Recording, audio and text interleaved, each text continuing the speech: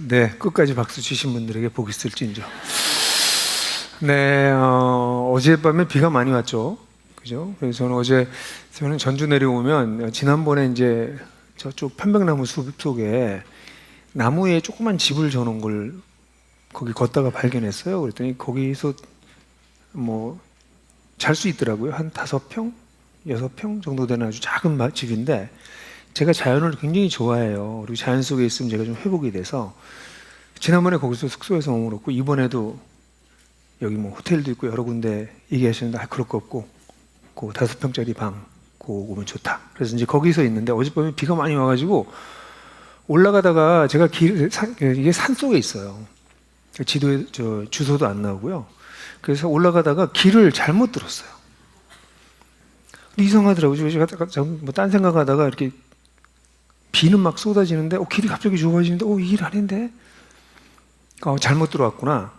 어디서 길을 놓쳤는지 알게 됐어요. 그래가지고 후진으로 차를 한 500m 뒤로 왔어야 했어요. 근데 막 산 올라가는 이런 데서 이제 오른쪽은 계곡이고, 그래서 제가 계곡에서 한번 굴른 경험이 있기 때문에 차로 오늘 약간 그런 거 가지고 기도 안 하는데 기도가 되더라고요. 주님 여기서 이건 곤란합니다. 그래서 겨우 내려와서 했는데 그 올라가다 또 무슨 일이 생겼는지 아침에 일어나 보니까 왼쪽 바퀴가 펑크가 나 있더라고요, 차가. 그거 아마 올라가면서 어디 긁힌 것 같아요. 그래가지고 고생했죠? 길을 잘못 들으면 고생해요. 길을 잘못 들으면 고생합니다. 인생에 잘못된 길을 들어가면 어느 정도 돌아와서 다시 시작해야 돼요. 그런 경험 좀 있지 않으세요? 그죠?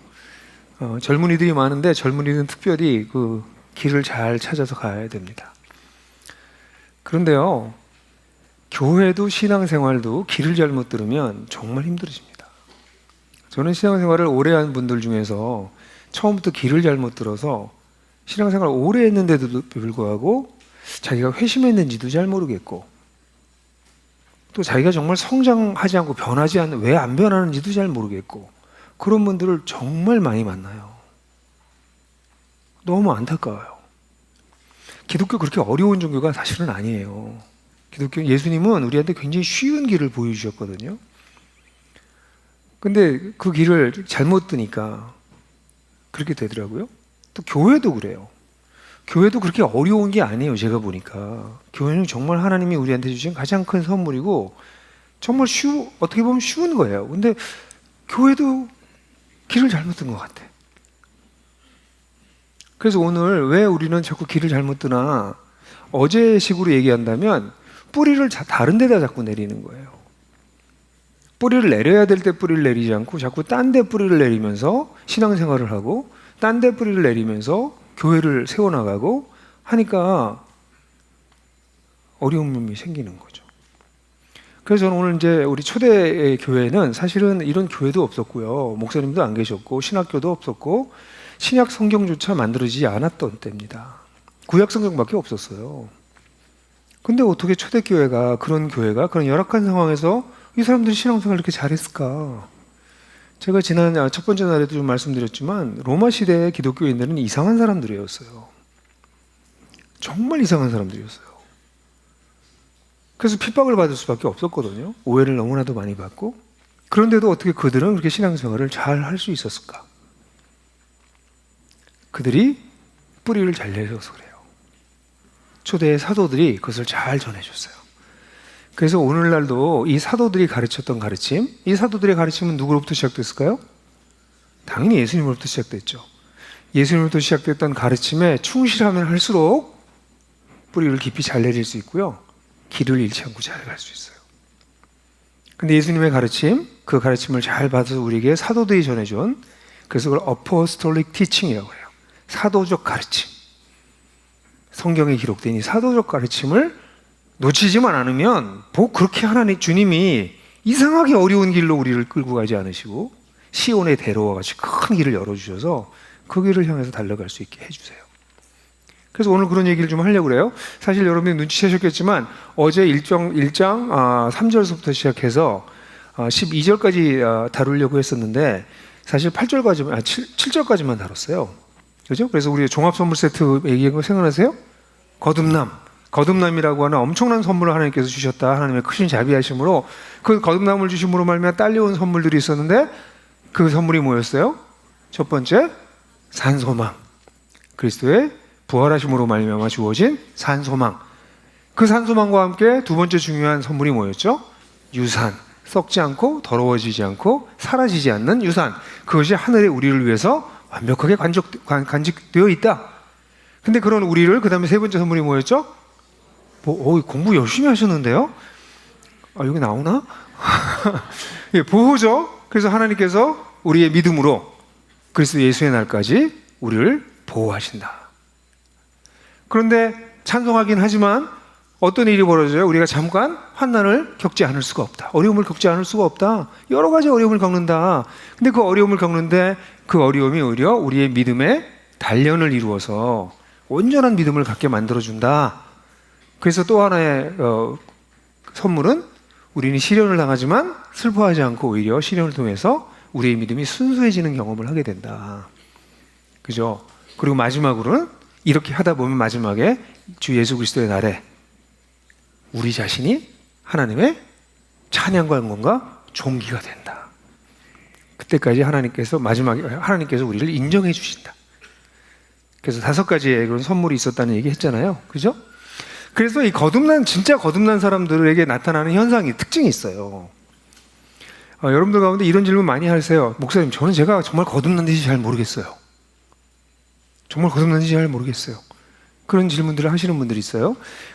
이 회심한 사람, 진짜 거듭난 사람들의 특징이 하나 있는데요. 그 특징을 좀 말씀드릴 거예요.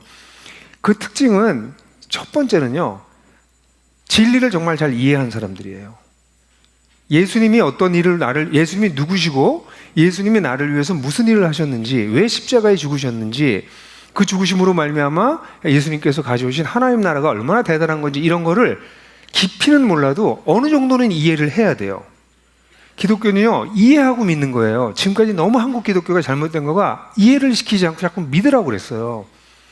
그러니까 이상한 걸 믿는 거예요. 사람들이 뿌리를 내리면 안 되는 데다 뿌리를 내리고 그거가 진리인 것처럼 믿기도 하고, 목사님들이 얘기하면 무조건 아멘하고. 예? 목사님들이 얘기한다고 무조건 아멘하면 돼요, 안 돼요? 안 돼요. 분별하고 아멘하셔야 돼. 아멘했을 때는 거기다 인생 걸겠다는 거예요. 들어봐서 잘 모르겠으면 가만히 있는 게 맞는 거예요.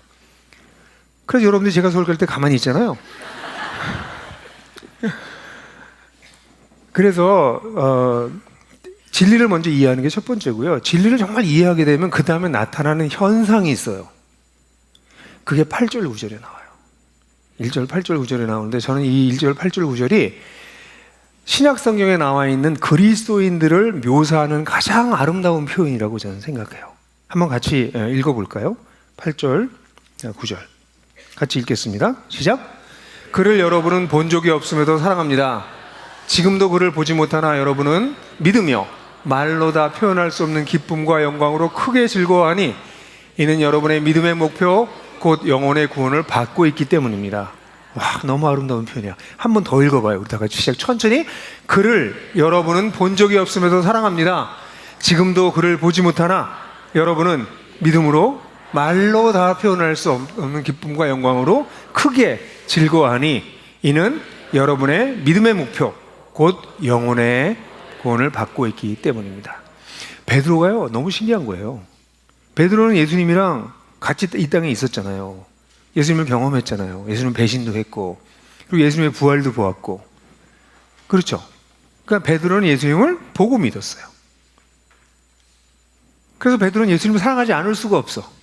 특별히 예수님을 배신하고 난 다음에, 여러분, 여자도 마찬가지지만 배신이라고 하는 거는, 특별히 고대 사회에서 남자에 있어서 배신이라고 하는 거는 뭐 정절 비슷한 거예요. 아니, 자기의 주군을 배신하다니. 베드로가 그런 사람이거든요. 결정적인 순간에 도망가 버렸거든요. 그 전에 뭐라고 그랬어요? 죽으러 가자! 막 그랬잖아요. 그런 말도 안 했으면 차라리 낫지. 그런 베드로가 예수님이 찾아오셨을 때 예수님 뭐라고 물어보세요? 네가 나를 사랑하느냐? 예수님도 좀 심하셔, 그죠? 폐부를 콕 찌르는, 네가 나 사랑해 진짜? 3번이나 물어보시잖아요. 그죠?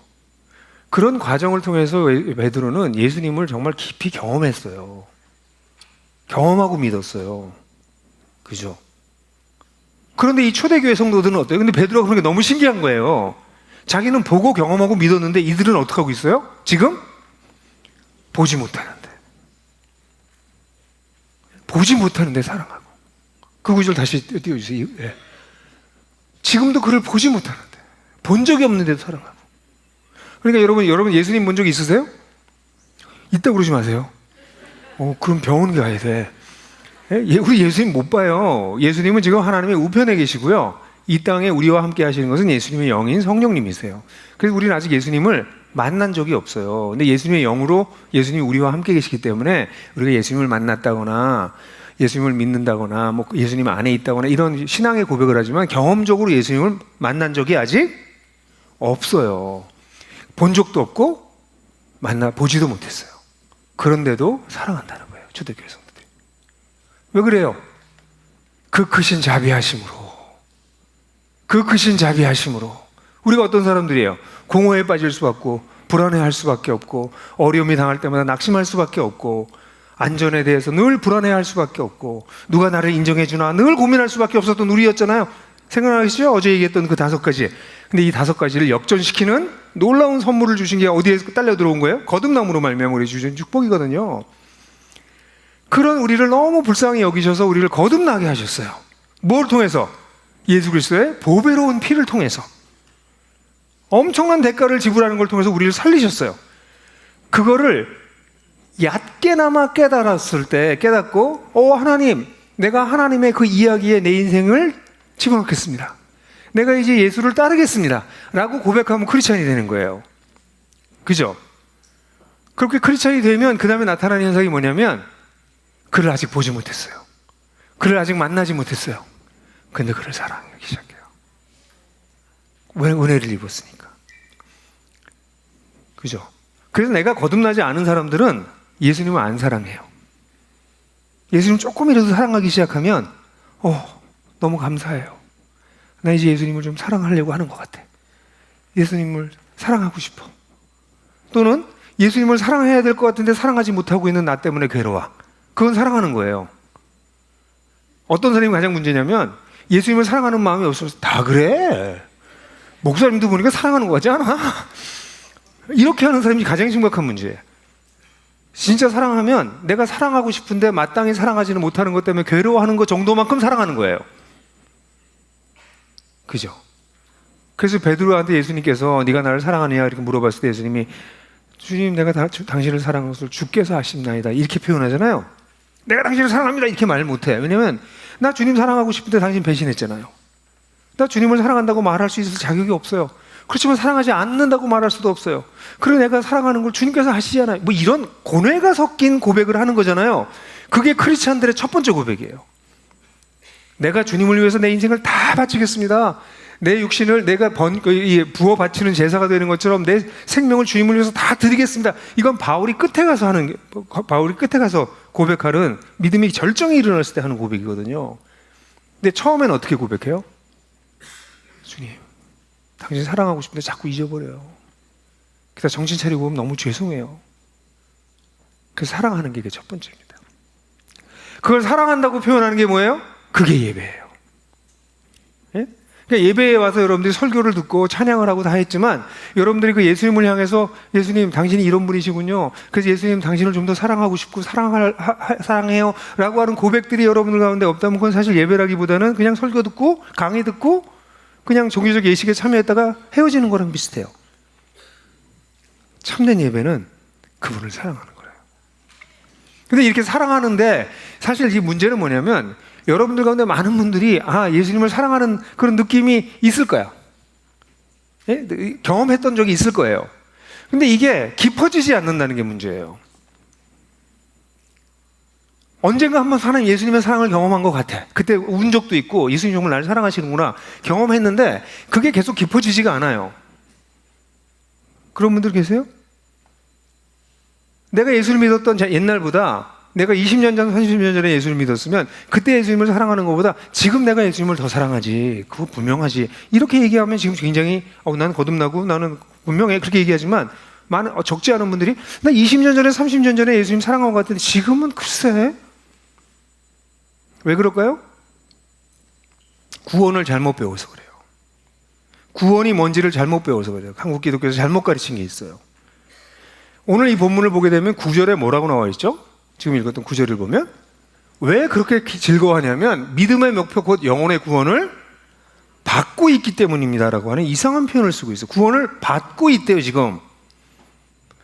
오늘날 우리 한국교회에서는 구원은 받는 거죠. 구원은 확실히 받은 거지 옛날에. 근데 여긴 뭐라고 있어요? 현재 진행형이에요. 받고 있대 지금. 이상하지 않으세요? 근데 실제로 베드로 전서를 잘 보시면 베드로 1장과 2장을 보시게 되면 이 구원과 관련돼서 베드로 사도가 시제를 막 섞어서 쓰는 걸 발견하게 돼요. 깜짝 놀래요. 한번 보실까요? 시간이 없으니까 그냥 여기다 하는 거 보세요. 1장 3절을 보면 하나님은 그 크신 자비로 우리를 거듭나게 하셨습니다. 이거 현재와 과거예요. 옆에다 써놨네. 하나님께서 우리를 거듭나게 하셨어요. 그건 과거에 일어난 일이죠. 1절 5절을 보면 마지막 때에 나타나기로 준비된 그 구원을 얻을 것입니다. 그러면 그 구원은 언제 나타나요? 마지막에 나타나는 거잖아요. 그러니까 지금 아직 구원이 이르지 않은 거예요. 거듭났는데 구원은 미래에 아직 온대. 그 다음 1장 9절은 지금 뭐예요? 믿음의 목표 곧 여러분의 구원을 받고 있대. 현재형을 또 쓰고 있어요. 그죠? 거기다가 1장 18절 19절 보면 여러분은 구속되었습니다. 그리스도의 보배로 구속됐습니다. 이거 과거예요. 네? 이건 또 뭐야? 왔다리 갔다리. 그리고 그다음에 23절 보면 여러분 거듭났습니다. 말씀으로 거듭났습니다. 이것도 과거죠. 그리고 이따가 우리가 살필 2장 3절을 보면 구원에 이르도록 잘한다는 건 뭐예요? 아직 구원에 이르지 못했다는 거잖아요. 그러니까 구원이 미래가 또 나와요. 요상하죠. 그래서 초기에는 많은 신학자들이 이게 뭔지 이해를 잘 못했어요. 베드로가 이게 문법이 약하니까 여러분 영어 같은 거 공부해보면 시제를 잘 못하잖아요. 현재, 미래, 현재, 완료. 그래서 이런 거 헷갈렸다. 그렇게 생각하는 사람들도 있을 정도로 이 짧은 구절 안에서 이런 현상이 나타나는 것은 신약 성경에 없습니다. 신약 성경에 구원을 얘기하는데 과거도 얘기하고 현재도 얘기하고 미래도 얘기하는 걸 이 짧은 지면 속에서 이렇게 막 교호적으로 사용되는 것이 나타난 적이 별로 없어요. 바울은요, 저에게 여기저기서 얘기합니다. 우리가 그 은혜로 인하여 믿음으로 말미암아 구원을 얻었나니. 에베소 2장 8절. 그죠? 그건 뭐예요? 과거죠. 그죠? 우리가 구원받을 것이 처음 믿을 보다 가까웠느니라. 로마서 14장. 그건 뭐예요? 우리가 구원받을 때가 날이 처음 믿을 때보다 가까웠다. 그건 뭐예요? 미래죠. 고린도서 1장에는 십자가의 도가 믿지 않는 자에게 미련한 것이지만 구원을 얻는 우리에게는, 그 정확하게 영어 성경을 보면 to us being saved, 구원을 받고 있는 우리들에게는 하나님의 능력이 됨이라 이렇게 얘기를 해요. 그건 뭐예요? 현재 진행, 현재죠. 그러니까 바울도 여기서는 과거 얘기하고 여기서는 미래 얘기하고 여기서는 현재 얘기하고 이렇게 얘기를 하고 있어요. 그런데 오늘날의 한국의 교회에서는 구원의 이런 삼중 시제, 이런 역동성을 가르치지 않고 하나만 가르쳐. 뭘 가르쳐요? 구원을 당신들은 받았습니다. 예수를 믿으면 구원을 받았습니다. 끝! 구원의 확신 끝! 이렇게 가르치는 거예요. 이렇게 가르치게 된 이유는 예수님의 하나님 나라를 놓쳐버려서 그래요. 이렇게 믿고 있어요. 제가 여러분들한테 올 때마다 보여드리는 그림표이긴 하지만 아직 꿈에 안 나왔죠? 이거 꿈에도 나오는 그림표인데 보시면 우리가 믿고 있는 기독교는 이 세대를 살아가고 있다가 이 죄 많은 세상을 살고 있다가 예수님의 십자가를 만나요. 그래서 우리 죄를 사함을 받아. 그래서 죄 용서를 받고 구원을 얻어요.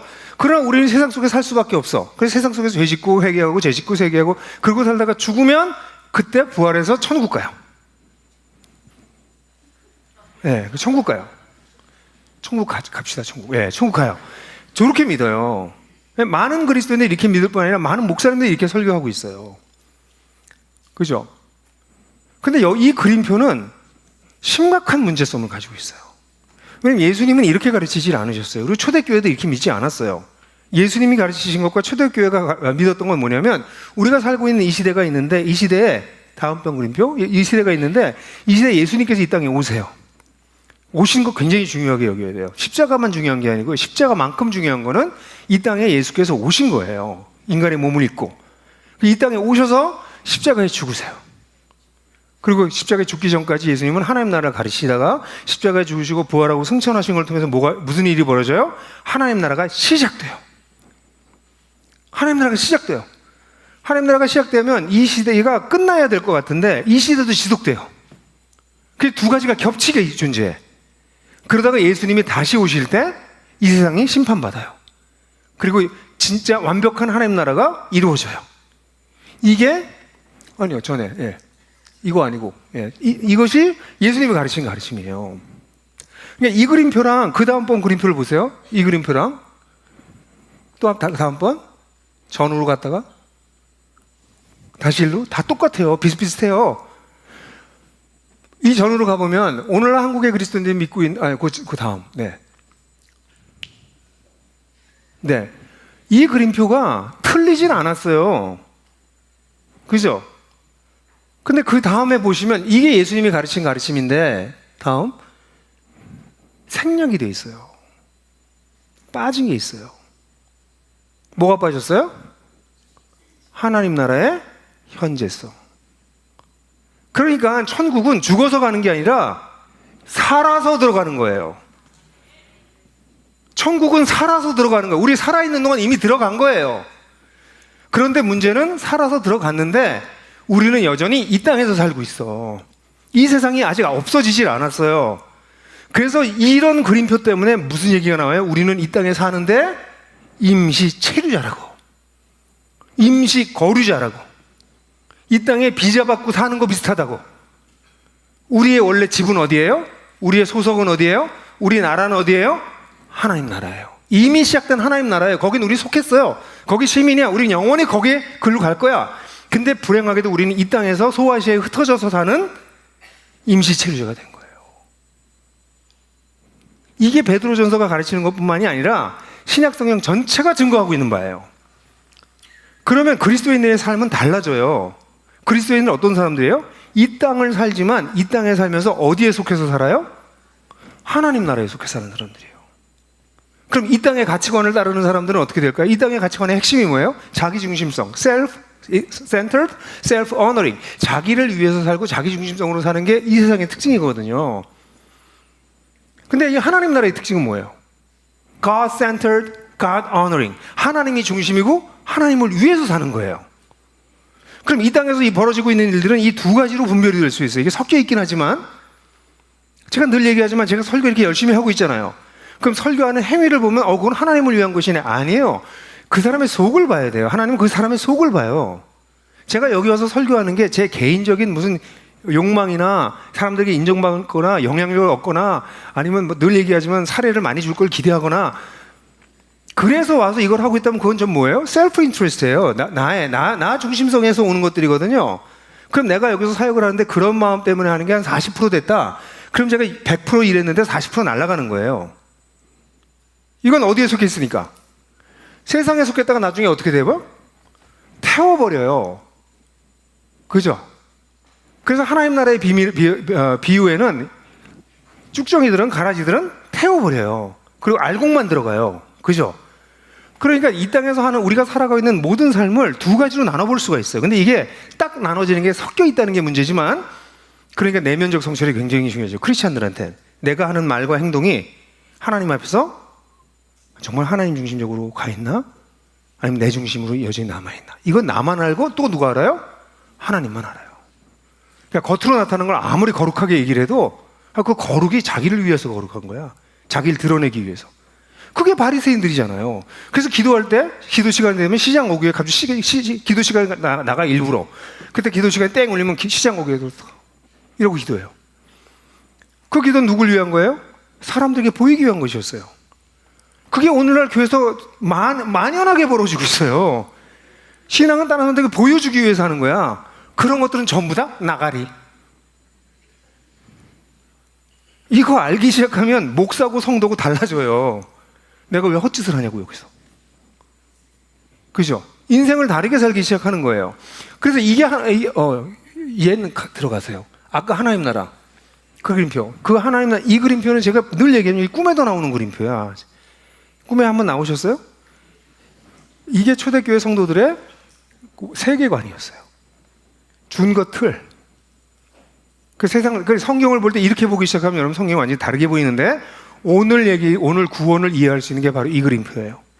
예수님이 오셔서 십자가에 죽으신 걸 믿을 때 우리는 어떻게 돼요? 구원을 받아요. 과거. 완벽하게 구원이 이루어졌어. 그런데 우리 마지막 날 나타나기로 한 구원, 그 구원이 이룰 때까지 그 사이에선 무슨 일이 벌어져요? 구원이 이루어져 가고 있어요. 구원을 받고 있어요. 그래서 사도 바울이 두렵고 떨림으로 구원을 이루라 라고 한 말이 다 이런 말이에요. 구원을 어떻게 이뤄? 구원 다 받았는데. 아니에요.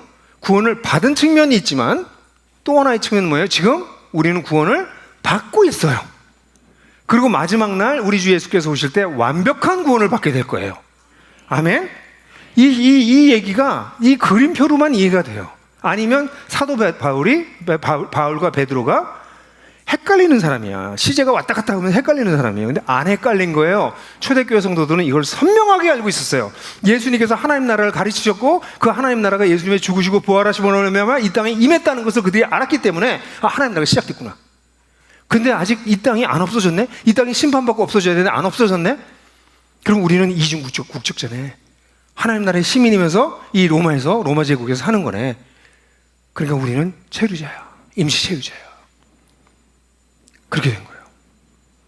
그러니까 아직 다시 그림표로 돌아가 보면 이 그림표를 믿으면 그리스도인들이 어떻게 돼요? 이 땅에 살면서 저 하나님 나라를 살아내려고 그래요. 그럼 어떤 일이 벌어질까? 성장하기 시작해. 하나님의 다스림을 내가 살고 있는 세상 속에 드러내길 원해요. 내 마음 속에 먼저, 아까 찬양할 때 찬양이 대부분 그 마음과 관련된 거예요. 저는 그래서 그 찬양들을 굉장히 좋아해요. 내 마음 속에 이루어지니 평화로다. 근데 그 찬양이 거기서 머물면 안 돼요. 하나님 나라는 내 마음에만 오는 게 아니고요. 내 배우자와의 관계에서, 내 아이들과의 관계에서 실제적인 영역으로 확장되기 시작하는 거예요. 하나님 나라가, 하나님의 다스림이 내 직장 생활에서, 내가 돈 벌고 돈 쓰는 데서 하나님의 다스림이 나타나기 시작하는 거예요. 그러면 세상 사람들하고는 전혀 다른 종류의 삶을 살아요. 그게 그런 게 뭐예요? 사람이 크리스찬들이 바뀌기 시작하는 거야. 근데 이렇게 믿지 않고 그 전 우리가 얘기했던 그냥 이 하나님 나라가 없는 십자가만 믿는 그 전으로 돌아가 보면 저걸 믿으면 어떤 일이 벌어져요? 밤낮 죄 짓고 회개만 해요. 이 사람들은 뭐라고 그러냐면 우리는 이 세상에 살면서 죄를 지을 수밖에 없어. 어차피 죄 지을 수밖에 없어. 그래서 죽으면 천당 가는 거야. 그러니까 주일날 와서는 회개하고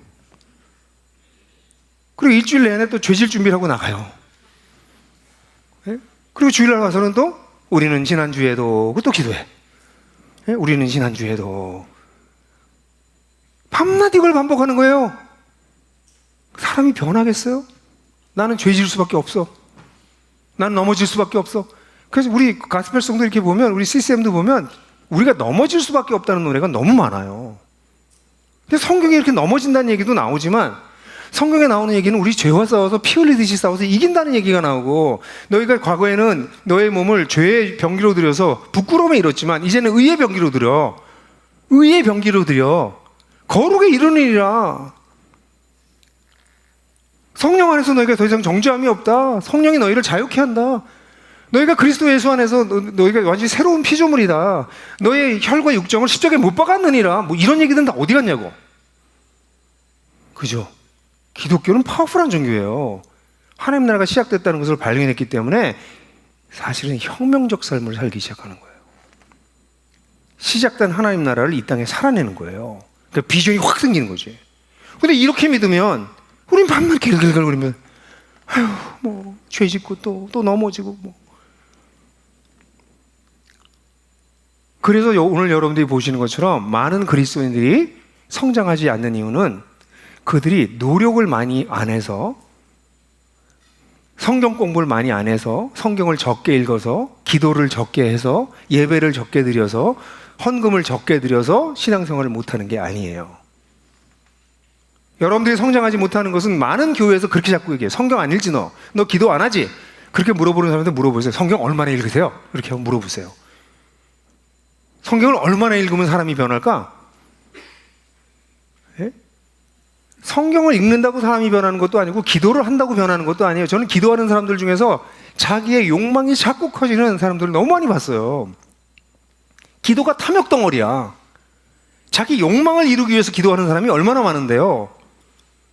그래서 한 인문학자는 한국의 기독교는 탐욕을 부추기는 종교다 이렇게 얘기했어요. 저는 그런 거 보면 막 끔찍해요. 어떻게 이 사람이 다 알아챘지?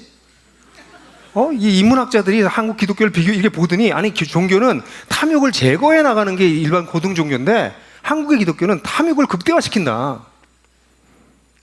그 신앙생활을 많이 하면 많이 할수록 사람이 이상해지는 거예요.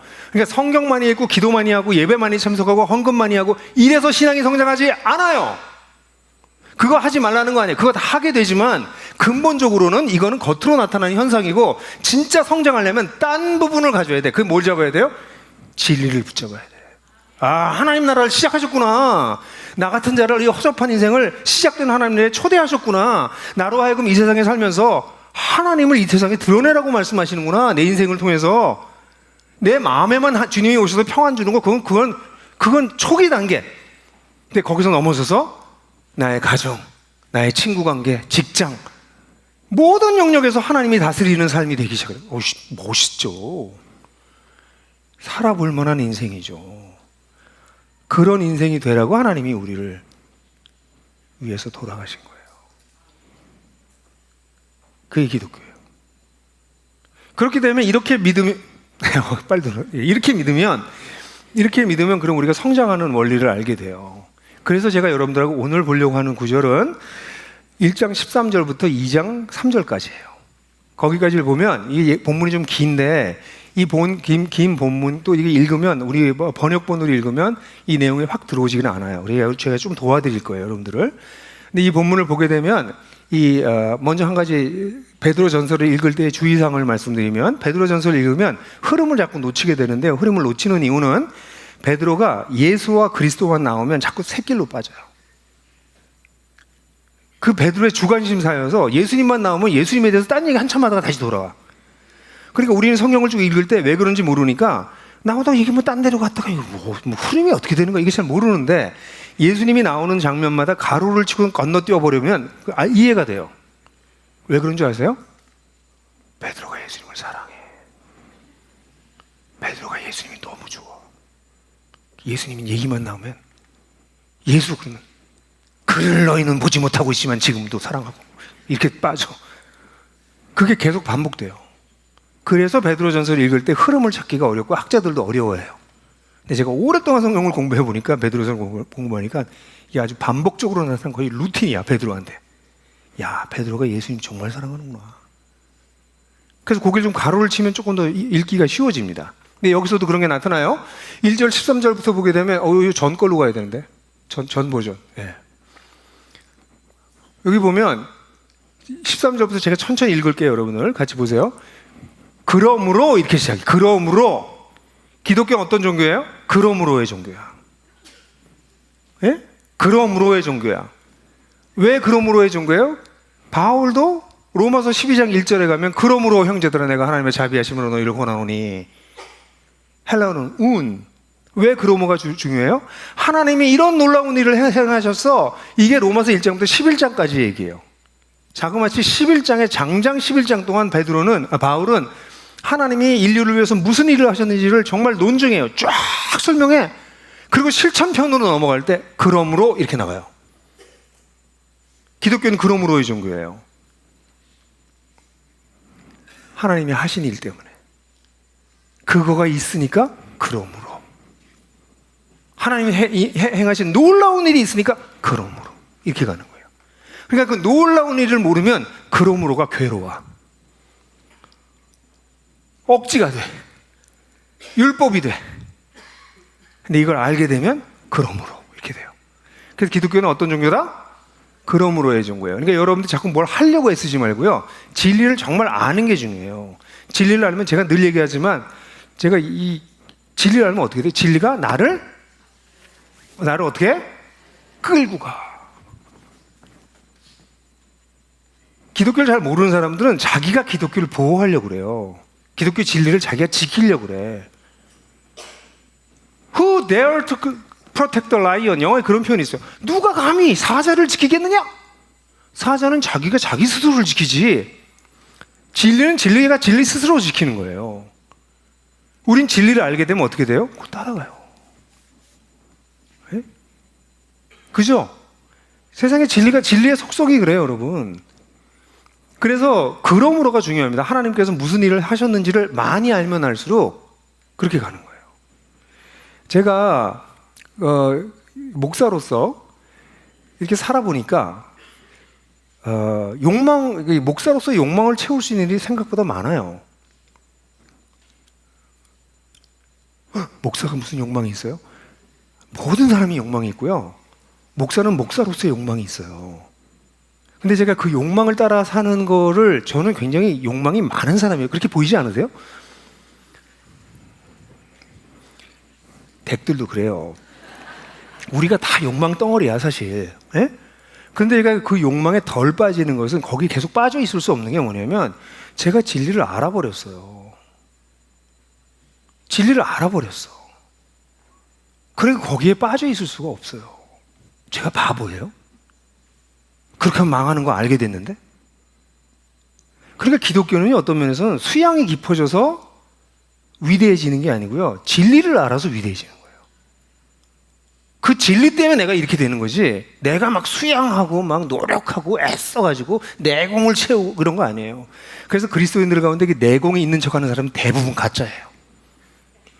다 이렇게 거룩한 척하고 걷는 것도 천천히 걷고 이렇게.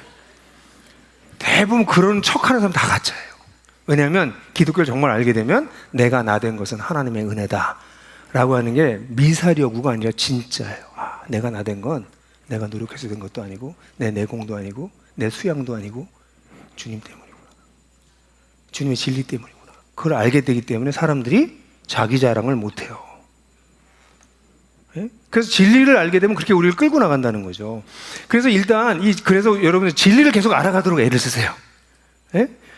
우리가 어제 나눴던 종합 선물 세트 5개 얘기했잖아요. 그거 하나 가지고 그럼 탁탁 나오네. 저 그냥 하나 가지고 한 번씩 설교해야 돼요. 그래도 모자랄 만큼 깊이가 있는 얘기들이거든요. 그걸 여러분들이 자꾸 알아가세요. 누리시고. 자, 그러므로 했는데, 그러므로 이렇게 진리를 깨닫게 됐고 하나님을 사랑하게 돼서, 그러면 나오는 게 성경이 뭐냐면 여러분의 믿음의 허리를 등에 온전히 깨어 있어서 예수 그리스도에 나타나실 때 여러분에게 가지고 은혜를 소망하십시오. 첫 번째. 두 번째는 순종한 자녀로서 여러분의 무지 속에 전에 따랐던 욕망을 따르지 말고 여러분을 불러주신 거룩함을 따라 여러분의 자신을 모든 것에 거룩하게 하십시오. 내가 거룩하니 너희도 거룩하라고 기록되었기 때문입니다. 그리고 여러분이 각 사람의 행위에 따라 차별 없이 심판하심을 아버지라고 부르고 있으니 여러분의 임시 거류자 시절을 경외하심을 가지고 살아가십시오. 왜냐하면 여러분이 알다시피 여러분의 조상으로부터 물려받은 여러분의 헛된 행실로부터 구속된 것은 은이나 금과 같이 썩어질 것이 아니라 흠도 점도 없는 어린 양 같은 그리스도의 보배로운 피로 된 것이기 때문입니다. 그리고 이제 빠져요. 갑자기 또 이제 그러니까 그는 세상에, 예수님 얘기 나오면 이제 이 첫 번째 발동되기 시작하는 거예요. 여기서 그는 세상에서 지초가 창조되기 전에 미리 하신 바 되었고 여러분을 위하여 이 마지막에 나타난 바 되었으니, 21절에 보면 그를 통해서 여러분은 그를 죽음에서 일으키시고 그에게 영광을 주신 하나님을 믿고 있고 그래야 여러분의 믿음과 소망은 하나님께 있습니다. 여러분 근데 이렇게 나가니까 이게 이 흐름이 안 잡히는 거예요. 그러니까 20절은 21절은 괄호로 쳐도 괜찮아요. 이건 기독론, 예수님이 누군지를 설명하는 굉장히 아름다운 표현들이지만 흐름을 위해서는 이건 빼놓고 넘어가도 괜찮아요. 그러면 그걸 빼놓고 넘어가면 그 다음은 뭐예요? 여러분 진리에 순종하고 영혼을 정결케 하여 위선적이지 않은 형제 사랑에 이르으니 마음으로 뜨겁게 사랑하십시오. 그리고 여러분 왜냐하면 여러분 썩지 않는 씨가 아니라 썩지 않는 씨, 곧 살아있고 항상 존재하는 하나님의 말씀으로 거듭났기 때문입니다. 왜냐하면 모든 육체는 풀과, 이것도 설명하는 거예요. 같이 그 모든 영광은 풀의 꽃과 같다. 풀은 마르고 꽃은 떨어지지만 주님의 말씀은 영원히 항상 존재한다라고 했기 때문입니다. 이것이 여러분에게 전해진 복음으로 전해진 바로 그 말씀입니다. 그러므로 또 다시 나오면서 여러분은 모든 악의와 모든 기만과 유성과 시기와 모든 험담을 벗어버리고 가난한 아이들처럼 영적이며 순수한 자를 갈망하십시오. 그리하면 그로 말미암아 여러분이 구원에 이르도록 자라나게 될 것입니다. 여러분은 주님의 인자하심을 맛보아 왔습니다. 이렇게 읽으면 그냥 혼란스럽죠. 내용이 너무 많죠. 그죠? 근데 이 내용을 헬라어로 잘 보게 되면 이 문장, 문단 속에는 5개의 명령어가 있어요. 5개의 명령어가 있고 아니 그거 말고 줄 치는 걸로 가봅시다. 여기 보면 줄을 쳐볼게요. 그래서 이 5개의 명령어를 얘기해 주고 있어요. 아까 우리가 거듭나면은 어떻게 됐죠? 5개의 종합 선물 세트가 있었잖아요. 그걸 베드로가 의도한 건지는 아닌지는 모르겠어요. 우연인지 아닌지 모르겠지만 5가지의 하나님께서 주신 놀라운 선물이 있다고 얘기하고 난 다음에 그러므로 너희는 이렇게 살아. 그러면서 5가지 명령어를 얘기해. 첫 번째는 뭐예요? 은혜를 소망하십시오. 두 번째는 모든 행실을 거룩하게 하십시오. 세 번째는 경외의 심을 가지고 사십시오. 그리고 네 번째는 넘어가면 뜨겁게 서로 사랑하십시오. 마지막에 영적이며 순수한 것을 갈망하십시오. 이렇게 5가지 얘기를 해요. 그러니까 이 5가지의 명령어가 사실은 우리가 영적으로 성장하는데 아주 핵심적인 요소입니다. 이 5가지를 붙들고 있으면 여러분이 성장해요. 그러므로 이렇게 살라는 거야. 예? 그러니까 그걸 정리해보면 이렇게 되는 거예요. 은혜를 소망하십시오. 모든 행실에서 거룩하여 주십시오. 같이 한번 읽어봅시다. 시작. 은혜를 소망하십시오. 모든 행실에서 거룩하여 주십시오. 경외심을 가지고 사십시오. 뜨겁게 서로 사랑하십시오.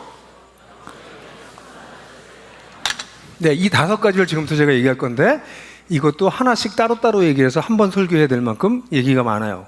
그래서 제가 중요한 얘기들만 여러분들한테 해드릴 거고, 제가 설교한 내용들이 영상이나 이 책으로도 나왔으니까 정말 심각하게 공부하고 싶은 분들은 책을 읽으면서 공부하세요.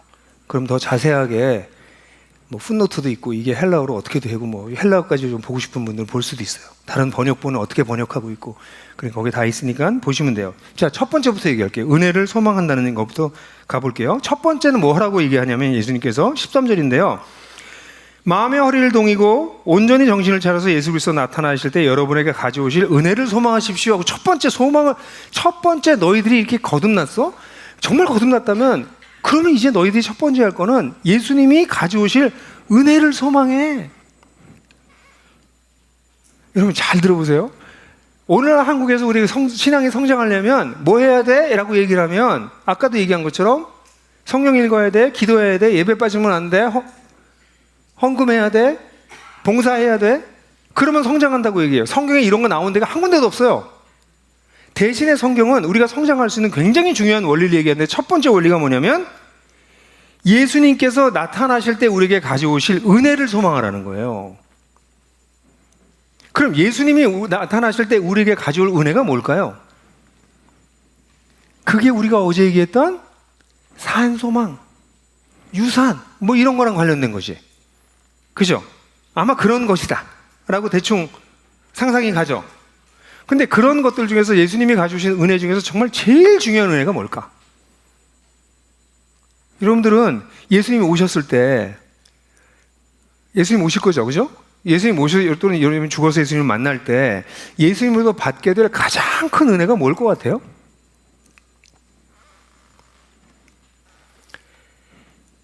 별로 생각들은 안 하시는구만. 이게 문제인 거예요, 우리가. 이게 신앙의 아주 핵심적인 거고, 첫 번째 명령어가, 첫 번째 권고가 그 은혜를 소망하라고 하는 거거든요. 근데 그리스도인들이 그건 뭐예요? 그러면, 그게 뭐지? 하나님이 주신 은혜가 뭐가 있지? 뭐가 있을까? 성경 구절을 그냥 얘기해 볼까요? 초대교회 성도들은, 한번 성경 구절 보세요. 그 다음에 보시면, 예수님을 만나기를 간절히 원했어요. 지금 보지 못하고 있지만, 지금 만나지 못했지만. 그래서 요한 1절 보면 사랑하는 자들아 우리가 지금은 하나님의 자녀라 장래에 어떻게 될지는 아직 나타나지 않았으나 그가 나타나시면 우리가 그와 같을 줄을 아는 것은 그의 참모습 그대로 볼 것이기 때문이다. 예수님을 만나는 거예요. 예수님이 우리에게 가져다 주실 가장 큰 은혜는 예수님을 계신 그대로 보는 거예요. 이 땅에서 우리가 못 봤어요. 우리는 예수님에 대해서 공부하고 연구하고 묵상하면서 예수님이 이렇게 놀라운 분이시구나, 이렇게 아름다운 분이시구나. 그래서 사실 예수님을 사랑하게 되면 아름답다라고 하는 단어가 나오면 예수님 정말 깊이 사랑하기 시작한 거예요. 사람은요, 좋아하면 결국은 미학적으로 빠져요. 미학. 좋다, 훌륭하다, 대단하다, 크다 뭐 이런 얘기를 하다가 나중에 진짜 좋아지면 아름답다. 그 예수님의 그 아름다움을 사모하다가 그분을 이게 요한 사도가 그렇게 얘기했다면 바울 사도는 뭐라고 그러죠? 같이 한번 읽을까요? 시작. 우리가 지금은 거울로 보는 것 같이 힘이 하나 그때는 얼굴과 얼굴을 대하여 볼 것이요 지금은 내가 부분적으로 하나 그때에서는 주께서 나를 아신 것 같이 내가 온전히 하리라. 네? 주님을 통해서 온전하게 알기 시작해요. 이렇게 구약에서는 선지자들이 뭐라고 그래요? 하나님을 아는 지식이 물이 바다 덮음같이 온 세상에 가득하게 될 것이다. 제가 어제도 얘기했잖아요. 여기 하나님이 계시잖아요. 그죠? 아멘? 근데 계시는 거 우리가 눈에 보여요? 안 보여요. 믿음으로 고백하는 거예요. 근데 주님이 오시면 하나님의 영광이 곳곳에 모든 곳에 충만하게 나타나. 제가 왜 자연을 좋아하냐면요, 자연에 들어가면 인간이 만든 게 없어져요. 그래서 제 아들하고 한번 어릴 때 우리 아들하고 산에 올라가는데 우리 꼬마가 초등학교 2학년 때쯤 된 것 같아. 산에 올라가면서 아빠 근데 왜 산에 오면 기분이 좋아질까? 나한테 이렇게 물어보더라고요. 자기도 기분이 좋아진대. 제가 어릴 때 아이들 운동을 많이 시켜서 지금도 운동을 잘하는데 아빠 왜 좋아질까? 그래요. 그래서 너 네 생각엔 왜 그래요? 그랬더니 글쎄요 잘 모르겠는데 아빠 왜 그래요? 그래서 내가 얘기했어요. 자연에는 하나님이 만드신 흔적이 그래도 많이 남아있어서 그래. 세상에는 인간의 흔적밖에 없어. 초등학교 2학년짜리가 뭘 이해했는지는 모르겠지만 그렇구나 뭐 이랬었어요 얘가. 여러분 세상은요 도시를 보세요. 도시 인간의 영광이 가득 차 있어요. 거기서는 하나님의 흔적을 발견할 수가 없어요.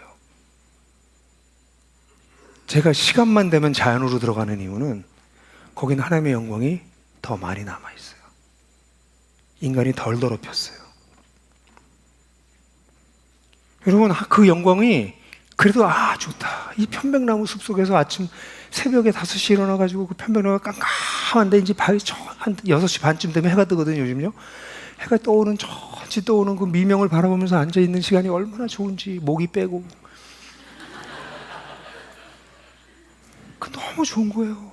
그 시간이. 어제 아침엔 그런 생각이 들어요. 이거 이런 거 행복 아닌가? 몸은 너무 피곤하지만 하나님의 영광을 슬쩍만 봐도 좋아요 우리가. 근데 하나님의 영광이 온 세상에 가득하고 그 가운데 있는 가장 큰 영광 중의 영광이 누구세요? 예수 그리스도. 그분을 만나게 된다고. 진짜 은혜를 받은 사람은요 은혜를 준 분을 잊지 못합니다. 여러분 문영배 재판관 아시죠?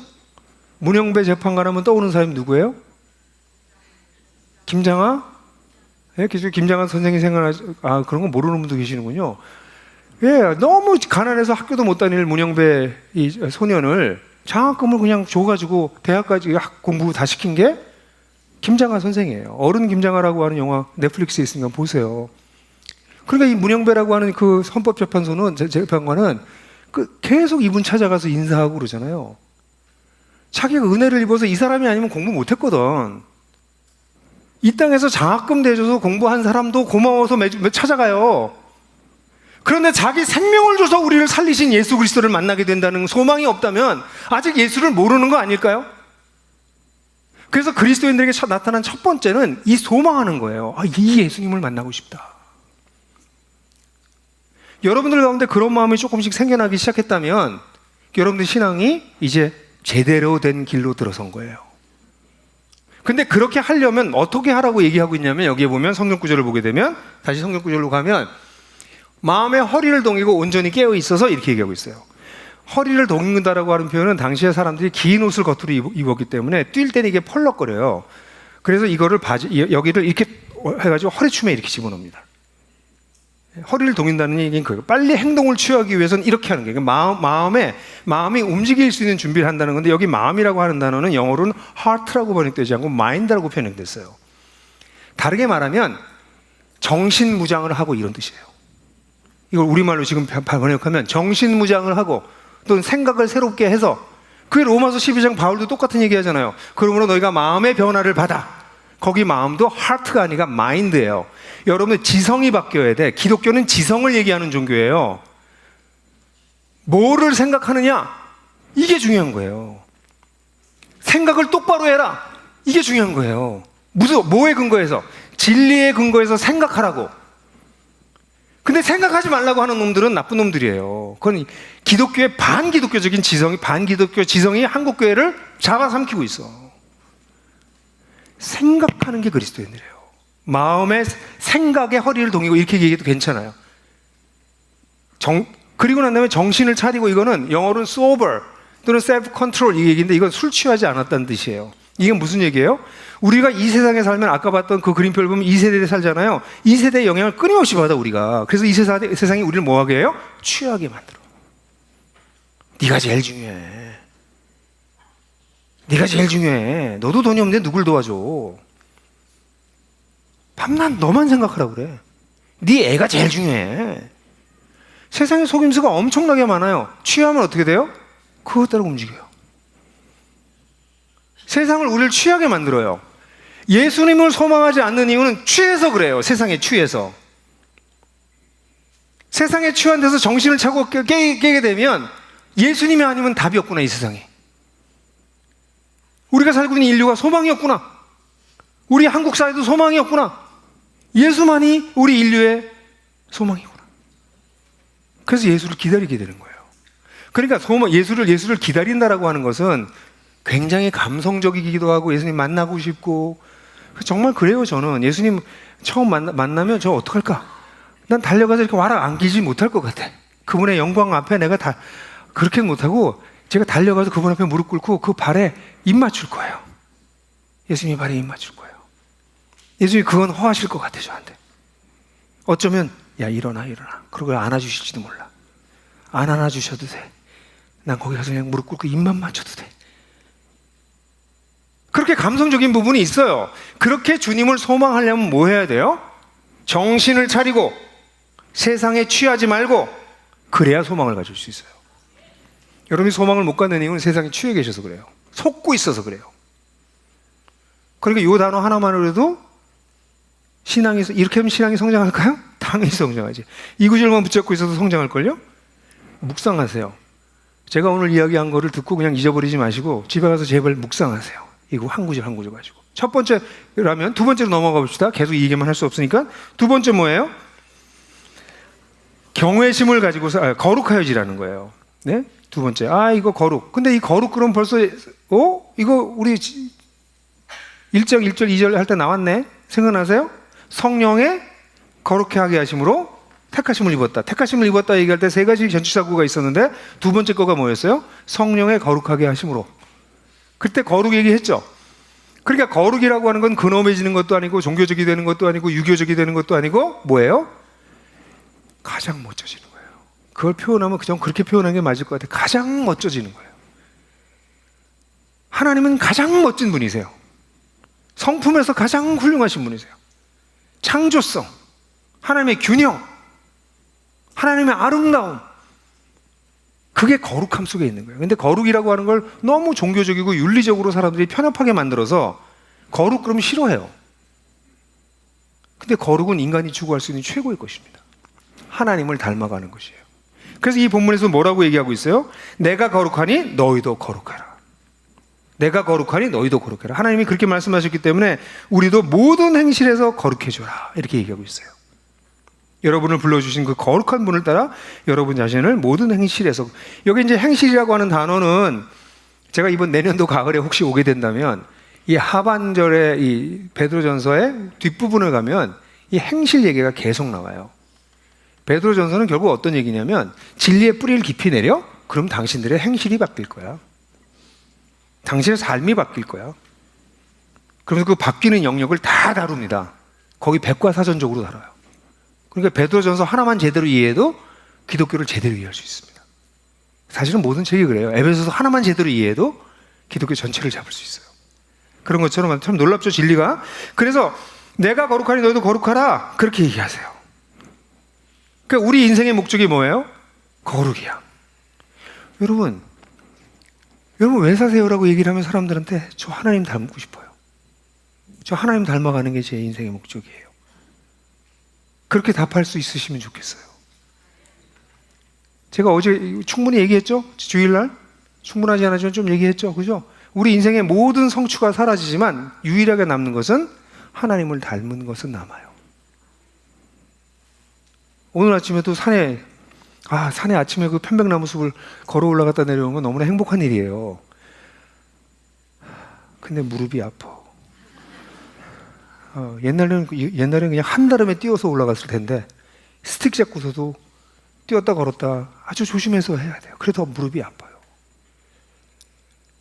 저는 거룩에 이르길 원해요. 그 목사님 그거랑 무슨 거룩이 의미가 있습니까? 저의 육체적인 한계가 다 없어질 거예요. 온전해질 거예요. 그래서 사실 예수님이 이 거룩하다고 하는 레위기의 말씀을 다르게 해석해서 말씀하세요. 그건 보여드리면 레위기에 보면 온 회중에 말하되 너희는 거룩하라 나여 하나님이 거룩합니다 그러셨잖아요. 근데 이걸 받아서 예수님이 말씀하실 때는 하늘에 계신 아버지가 온전하심과 같이 너희도 온전해라. 그걸 약간 뒤틀어서 말씀하세요. 그러니까 거룩함이란 뭐랑 비슷해요? 온전해지는 거예요. 온전해지는 거. 그래서 저는 하나님 나라의 천국에 이르러서는 축구를 할 거예요. 제 평생의 운동 중에 하나가 축구였거든요. 근데 무릎 연골이 나가고 난 다음에 제 축구화를 10년 이상 못 버렸어요. 저걸 다시 신어야 되는데. 근데 결국 못 신고 버렸어요. 이 감동이, 여러분들이 좀 이렇게 공감적 경청을 하는 훈련을 좀 하세요. 이런 얘기를 하면, 목사님 얼마나 마음이 힘들까? 좀 그래야지. 뭔 소리야? 뭐 이런 표정을 하고 있으면 안 되는 거예요. 네? 근데 그날에 우리 아들도 운동을 좋아해서 아들도 축구를 잘한대요. 이놈하고 축구를 한번 같이 해봤어야 되는데 얘가 좀 커서 축구를 할 만한 나이가 됐을 때 저는 무릎을 이미 다쳐서 축구를 못할 때가 됐어요. 그래서 하나님 나라에 가면 아들하고도 축구 좀 해야 되겠고 메시하고도 좀 해야 되겠고 그래요. 메시는 크리스찬인 것 같아. 호날두는 아닌데. 근데 어쨌든 간에 그래서 메시는 올 것 같아. 기분에. 그래서 모든 행실에서 하나님께서 어떻게 되길 원하세요? 우리가 온전해지길 원해요. 그러니까 크리스찬이 됐다는 얘기는 거룩해진다는 건 온전해지는 것 뜻해요. 그러니까 아까 얘기한 것처럼 어떻게 하셔야 돼요? 모든 행실에서. 그러니까 삶의 모든 영역을 다시 들어보는 거예요. 그러니까 크리스찬들은 하나님이 다스리는 것을 알게 되고 하나님을 사랑하기 시작해서 그 하나님을 중심으로 해서 삶 전체가 재편성되는 거예요. 리오리엔테이션 되는 거예요. 옛날에 살던 방식이 다 바뀌는 거예요. 하나도 안 바뀌는 게 없어. 거의 다 바뀝니다. 양태는 비슷할 수 있어요. 원래 착하게 살았다는 사람들은 그렇게 많이 안 바뀌어요. 근데 뭐가 바뀌어요? 그걸 하는 동기가 바뀌어요. 속이 바뀌어. 그래서 모든 영역에서 변화가 일어나요. 목사님하고도 이제 어제 얘기하다가 돈 얘기를 했는데 돈이 바뀌어야 돼요. 돈에 대한 생각이 안 바뀌면 크리스찬이 아닐 수도 있어. 왜 그런 줄 아세요? 이 얘기 길어지면 안 되는데 세례 요한이 와서 회개를 외쳤잖아요. 회개를 외칠 때 세리와 일반 군중들과 세리와 군인들에게 얘기했거든요. 근데 그 세 부류에게 얘기한 게 전부 돈 얘기예요. 다 돈 얘기예요. 나중에 보세요. 2벌 있으면 1벌 줘. 그거 돈 얘기예요. 2벌이 있다는 얘기는 정말 가난한 거거든요. 너 가난해도 나눠줘. 너보다 더 힘든 사람한테. 세리한테 정해진 거 이상 받지 마. 구조적인 세리들이 가지고 있는 경제적인 잘못된 구조 속에서 나쁜 짓 하지 마. 군인들한테 너 억압해서 뺏지 마. 군인들에게 정치적 폭력을 가지고 자기 이익을 구하지 마. 전부 돈 얘기예요. 돈 쓰는 거 달라져요. 돈 버는 거 달라져요. 지금 내일부터 제가 서울에 가면 히스테이블이라고 하는 사역을 하는데 히스테이블은 넌 크리스천들을 초대해서 기독교가 얼마나 대단한지를 보여주는 시간이에요. 그래서 불신자들 초대하는 예수님의 식탁 이런 뜻으로 히스테이블인데 이번 한 달 동안의 주제가 돈입니다. 그래서 제 제자랑 같이 얘기하고 사람들에게 증문즉답을 받아요. 거기는 크리스천은 못 와요. 넌 크리스천을 데리고만 올 수 있어요. 넌 크리스천들을 위한 자리예요. 그래서 행복하게 벌기. 그다음에 쓰기가 뭐더라? 네, 그다음에 지혜롭게 쓰기, 게으르게 불리기, 안전하게 지키기, 벌기, 쓰기, 누리기, 지키기, 늘리기, 지키기. 관심 있죠? 서울에 오고 싶지 않아지세요? 돈에 대해서 배워야 돼요. 왜 자본주의가 가르치는 방식을 따르냐고. 우린 다른 방식으로 돈을 벌고, 다른 방식으로 돈을 쓰고, 다른 방식으로 돈을 늘리고, 다른 방식으로 돈을 보호해요. 그게 크리스찬이야. 그러니까 모든 행실에서 거룩해진다는 얘기는 모든 행실에서 하나님께서 원하셨던 모습을 회복하는 것을 뜻해요. 그러니까 이걸 뭐 갑자기 힘들어하지 마세요. 뭐든 너무 많으니까. 아니, 가까운 것부터 시작하시면 돼. 부부관계, 자녀관계, 기본적인 인간관계. 그래서 조금씩 변해서 나중에 이게 막 확정되는 거죠. 그럼 내가 놀래. 내가 과거의 내가 아니네. 작년의 내가 아니네. 달라져 있는 나를 발견하는 거죠. 그게 두 번째입니다. 첫 번째는 뭐였죠? 예수께서 가져오실 은혜를 소망하는 것. 두 번째는 뭐예요? 거룩해지는 것. 세 번째를 봅시다. 세 번째는 뭐라고 나옵니까? 여러분의 임시체제의 시절을 경외심을 가지고 사십시오. 그래요. 여러분 보면 이 경외심은 하나님을 두려워하는 걸 뜻합니다. 그죠? 이 fear of God은 구약에 나타나는 가장 중요한 하나님을 향한 자세예요. 하나님을 두려워하지 않는 사람은 사실은 하나님을 잘 믿지 않는 사람이에요. 하나님은 그게 가벼운 분이 아니세요. 그러니까 하나님을 경외한다는 얘기는 우리 삶의 모든 기준을 하나님께 맞춘다는 것을 뜻해요. 이걸 하나님을 경외한다는 말을 다르게 표현하면 이렇게 표현할까? 경외한다는 단어가 너무 종교적이니까 쉽게 표현해 드릴까요? 눈치 좀 보세요, 하나님. 하나님 눈치 본다는 얘기예요. 전 크리스찬들이 하나님 눈치 안 보는 것 같아. 하나도 안 무서워해. 그럼 혼나요. 그리고 여러분 인생 힘들어질걸? 저는 하나님 무서워요. 하나님이 너무 자애로우신 분이지만 함부로 할 수가 없어요, 하나님을. 그래서 저는 하나님 눈치 봐요. 근데 유쾌한 눈치야. 그분을 기쁘시게 하고 싶은 눈치예요. 그래서 우리가 모든 결정을 할 때 이게 내가 하나님을 두려워함으로 하나님을 가장 높은 프라이어리티에 둬서 결정하는 건가 아닌가를 늘 생각하는 거예요. 그러면 사람이 기준점이 달리잖아요. 대부분의 사람들의 기준점은 어디로 가요? 나로 와요, 나. 나에게 유익이 뭐가 있나? 뭘 하면 내가 기쁜가? 뭐 하면 나한테 유리한가? 이게 기준점이에요. 저는 한국교회 목사님들만도 요 기준점이 바뀌면 한국교회 달라질 것 같은데? 기준점이 다 자기예요, 보면. 그 얘기는 저도 거기에서 피할 수 없어서 그래요. 근데 이 기준점이 바뀌는 게 언제 바뀌어요? 이 자애로우신 하나님이 또한 두려워해야 될 부분이야. 그래서 시편 기자는 뭐라고 그래요? 하나님 시편 2편을 보면 두려워 떨며 기뻐하라. 이게 진짜 종교적 경험이에요. 두려워 떨면서 기뻐해. 아니, 기쁨과 두려움 떠오는 게 어떻게 같이 갑니까? 근데 여러분들도 좀 경험해 봤을걸요? 인생에 진짜 어떤 결정적인 순간 되면 정말 막 떠오는데 너무 기뻐. 그런 거 경험한 거 한두 번은 인생에 올 수도 있죠. 하나님한테 그런 거예요. 하나님을 너무 사랑해. 기뻐해. 근데 두려워해. 그래서 우리의 기준점이 하나님이 되는 거예요. 그래서 여기 보게 되면 그런데 왜 그러냐면 하나님이 어떤 분이냐면 각 사람의 행위를 차별 없이 심판하시는 분이세요. 하나님이 우리를 심판하세요. 우리를 심판하실 거예요. 여러분이 구원을 못 받는, 그 구원을 받지 못하게 하는 심판은 받지 않을 거예요. 그렇지만 여기 있는 모든 분들이 하나님의 심판대 앞에 설 거라는 건 아십니까? 예? 로마서에서는 하나님의 심판대라고 얘기했고 고린도서에서는 그리스도의 심판대라고 얘기해요. 베마 투 세우, 베마 투 크리스도. 베마 신학이라고 그래요. 베마라는 단어가 두 번밖에 나오지 않는데 그 심판대의 뜻이에요. 우리 모두가 하나님의 심판대 앞에 서요. 우리가 선악간에 행한 것을 하나님께서 다 심판하세요. 그때 뭐 하세요? 회개하세요. 어카운트. 우리가 어떻게 살았는지를 감사하신다고. 예? 우리 모두 거길 통과할 거예요. 그때 정말 구원받은 우리들은 거기서 탈락되진 않지만 그때 어떤 사람은 너무너무 부끄러울 거예요. 어떤 짓 하다 왔네. 내 인생에 하나님께 드릴 게 아무것도 없네.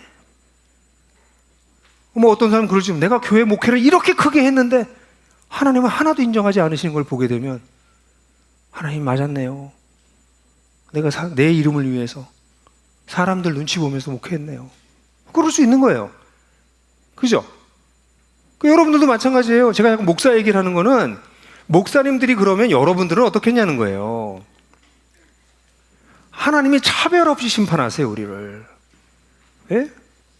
그래서 우리가 그 하나님을 두려워하는 경외의 심을 기본적으로 가지고 있는데 재미있는 건 뭐냐면 차별 없이 심판하시는 분이 너희의 심판장이시니 너희가 경외해라 그러지 않고 차별 없이 심판하시는 분을 너희 아버지로 부르고 있으니 그분이 우리 아버지라고.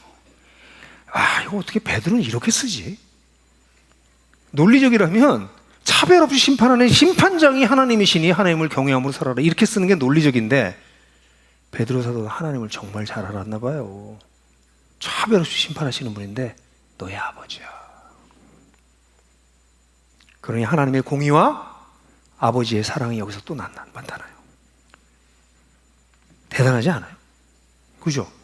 전 성경 공부하다가 가끔씩 이렇게 오싹오싹해져. 와, 이거 인간이 쓰면 이거 쓸 수 있나? 이런 생각이 들어. 여러분들 그러지 않으세요? 우리 하나님은 차별 없이 심판하시는 차가운 심판장 같은 분이신데, 근데 우리 아버지야. 우리 하나님은 자애롭게 우리를 이해하시고, 우리를 심판하실 때, 우리의 모든 상황을 참작하실 거예요. 그래, 너는 상황이 너무 어려웠구나. 그래서 하나님은 절대로 사람들 비교해서 평가하지 않으십니다. 각자 처지가 다른 데서 주님을 따라왔잖아요. 우리가 볼 땐 이 사람은 엄청나게 성장했고요. 어떤 사람은 여기밖에 성장 안 했어. 그럼 이 사람은 많이 성장하고 헌신했네? 여기서 요거밖에 안 했네? 이렇게 평가하죠. 근데 하나님 어떻게 하세요? 출발점부터 보셔. 이 사람은 여기서 시작했어. 이만큼 성장. 이 사람은 여기서 시작했어. 출발점이 다 달라요, 인생이. 세상은 겉으로 나타나는 것만 가지고 평가해. 차별 없이 심판한다고. 근데 아버지는 그렇게 안 하세요. 아버지는 처음부터 우리를 알고 계셔. 그러니까 딴 사람이랑 비교할 것도 없어요. 그냥 자기가 자기 된 모습이 최선을 다해서 되면 되는 거예요. 기독교 정말 좋지 않아요? 이런 하나님이 우리 하나님이야. 그 하나님을 기준으로 삼고 살라는 것이에요. 그럼 삶이 변하겠죠. 그런 기준을 가지고 살기 시작하면. 그게 세 번째 명령어예요. 네 번째로 가볼까요? 네 번째는 그 다음에 그 가운데 있는 우리 그리스도인은 좀 빠지고요. 너무 나가게 되면 마음으로 뜨겁게 사랑하십시오. 22절에 이렇게 나와 있어요. 여기 보게 되면 그것도 늘 얘기해 뜨겁게 사랑하라는 말하기 전에 무슨 얘기를 하냐면 여러분이 진리를 순종함으로 영혼을 순결하게 됐다. 여러분들이 변했다는 거예요. 변해서 위선적이지 않은 사랑, 형제 사랑에 이르렀으니 이렇게 표현했어요. 제가 거짓 없는 사랑에 이르렀으니 아마 개역성경은 그렇게 돼 있을 거예요. 근데 이게 위선적이지 않은 사랑이라는 거예요. 사랑을 대부분의 사람들은 위선적이에요. 다른 사람들에게 보여주기 위해서 하고 짐짓하고 억지로 그런 척하고 이렇게 사랑하는데 크리스찬들은 구원받고 나면 나타나는 현상이 뭐냐면 사람들을 위선적이지 않게 사랑하게 되기 시작한다는 거예요. 예? 그러니까 이게 일단 크리스찬에게 나타나는 현상이에요. 그러니까 여러분들의 사랑이 내가 점점 좀 순수해지는 것 같아. 내 사랑이 옛날에는 이게 남 보여주려고 그러고 인정받으려고 하고 돌아올 거 생각해서 하고 그랬는데 그게 아니고 이제는 사람을 그냥 조건 없이 사랑하고 내가 예수님 좀 닮아가는 모습이 있는 것 같아. 이게 위선적이지 않은 사랑을 이르렀다. 거기에 이르렀다는 게 우리가. 그것도 전혀 안 이뤘으면 일단 문제예요. 근데 이게 가장 큰 문제예요. 왜냐하면 기독교는요 그렇게 어려운 종교가 아니고요. 예수님을 만나고 난 다음에 나타나서 우리가 해야 될 가장 중요한 게 뭐냐면 사랑하는 거예요. 따라해 볼래요? 사랑받은 만큼 사랑한다. 이게 기독교예요. 그리스도인들이 성장하지 않는 사람은 사랑하지 않는 사람들입니다. 사랑하지 않는 사람들이 성장하는 것을 본 적이 없어요. 근데 기독교는 오늘날 기독교는 성경을 많이 알면 성장한다고 생각해. 그래서 성경 세미나에는 막 성도들이 미어 터져요. 미어 터지지도 않더라 그것도. 좀 가요. 에? 근데 진짜 사랑하는 법에 대한 세미나는 많지도 않아요. 요즘 약간 우리 아나바프티스트 이런 쪽에서 영향을 받아서 비폭력 대화 이런 것들이 세미나가 있는데 얘기를 할 때 폭력적이지 않은 대화를 할 수 있는 게 뭐냐 이런 것도 자꾸 배워야 되거든요. 용서하고 용서받는 거 등등 배워야 될 게 무지무지하게 많아요. 크리스찬들이 사랑하는 데 있어서. 근데 이 사랑에 대해서 잘 몰라. 크리스찬의 특징은요. 사랑이 지혜롭고 깊어지는 거예요. 자기 주변 사람들 사랑하는 거예요. 만나도 잠깐 만나도 사랑하는 거예요. 오늘 제 자동차가 펑크가 나가지고 산소까지 레카가 올라갔거든요. 그래서 뭐 이분이 뭐 이거 하면 가면서 뭐 제가 뭐 그래서 와서 아유 제 냉장고에 있던 뭐 스타벅스 커피도 하나 갖다 드리고 이제 뭐 이거 마시고 이렇게 하면서 뭐 같이 얘기하면서 제가 되게 신나게 일하세요. 그랬더니 아유 신나게 일하는 척 하는 거예요 이러더라고요. 아 그래요? 아니 그래도 그렇게 밝게 일하니까 너무 좋네. 그때 우리 저기 누구야? 우리 김지훈 목사님이 바로 옆에 있었기 때문에 증인이세요. 제가 그 대화했던 증인.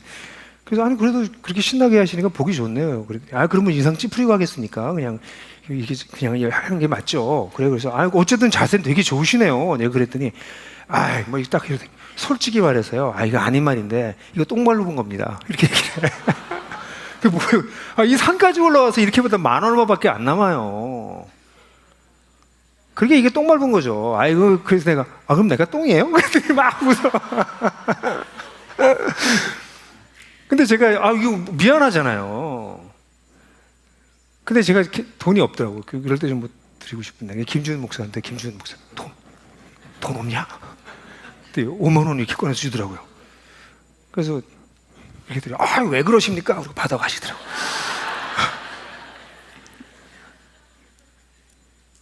$5만 원 작은 돈 아니죠. 김지훈 목사님 나중에 오면서 아까 차 타고 오면서 간증하더라고. 자기도 돈을 안 가지고 다니는데 오늘 아침 이상하게 5만 원을 주머니에 넣고 싶었대요. 이런 게 하나님의 인도인가요? 뭐 이렇게. 실제로 그런 대화를 나눴어요. 어떻게 해서든지 사랑하세요. 사소한 데서 하세요. 사랑은 거대하고 위대한 데서 시작되는 게 아니고요. 사소하고 작은 데서 시작되는 거예요. 늘 하는 거예요. 늘. 누구에게나. 특별히 나보다 약한 사람들에게. 약자들에게. 그래서 저는 전주도 온누리교회에 시간이 지나면 지날수록 사회적 약자들이 많이 들어오게 되길 바라요. 그게 좋은 교회예요. 건강하고 사회적으로 지위도 있고 얼마큼 성공도 했고 괜찮은 사람들만 모여있는 교회가 아니라 장애인도 오고 외국인도 오고 실업자도 오고 이혼한 사람들도 오고 이 세상을 살면서 고통을 겪고 있는 수많은 사람들이 올 수 있는 것. 왜? 하나님이 우리를 그렇게 사랑하셨기 때문에. 그래서 기독교는요, 사랑이 깊어지느냐가 핵심이에요. 사랑이 없으면 아무것도 아닙니다. 다 아시잖아요, 그죠? 그래서 이 사랑이라고 하는 게 그렇게 중요하다라는 얘기를 다시 여러분들에게 하지 않을 수가 없어요.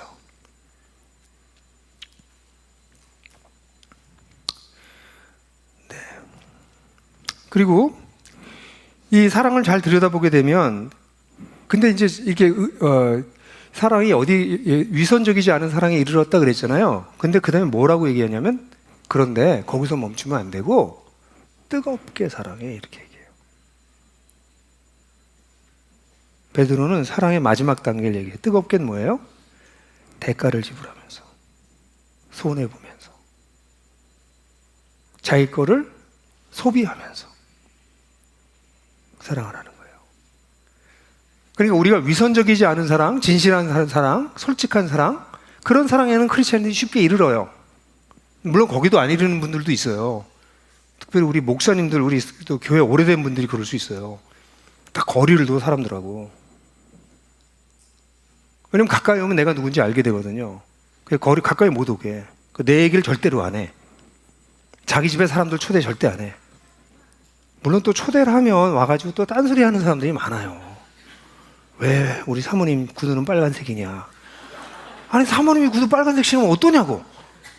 근데 별거 뭐 온갖 말도 안 되는 소리들을 하니까. 그러니까 이제 뭐 사역자들도 집을 오픈을 못 해요. 아니 집을 오픈해야 그 사람이 누군지 알잖아요.